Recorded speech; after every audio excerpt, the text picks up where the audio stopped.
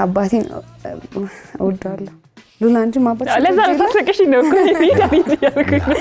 እና ይገባኛል አባቴ ይሄ የሆነው የሱ ምላሽ ነው እግዚአብሔር እየመለሰለት ነው እንጂ እኔ አይደለሁም በልጆች ነው ብዙ ጊዜ እግዚአብሔር የሚመልሰው አዳነ ተካ በጣም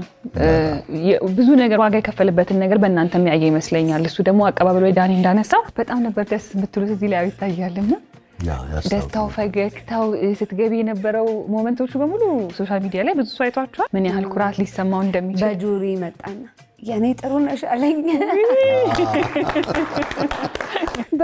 በጣም ሀገር ወዳድ ነኝ ኖርማል አይደለም ሁላ እኔ ብታይ ወይ በቃ አባቴ ሲያሳድገኝ ሃይማኖትና ሀገር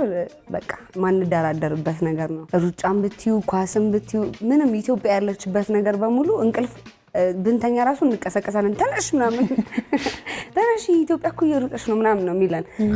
እና ሀገሬን እንድወድ በአባቴ ነው በደንብ እንድወድ አድርጎ ነው ያሳደገኝ ባንዲራውን ሳደርግ የተሰማኝ ስሜት ድሮ ደግሞ ሯጭ መሆን ፈልግ ነበር እና ጥሩነሽን እያየው ባንዲራ ሲያውለበልቡ ምናምንና በቃ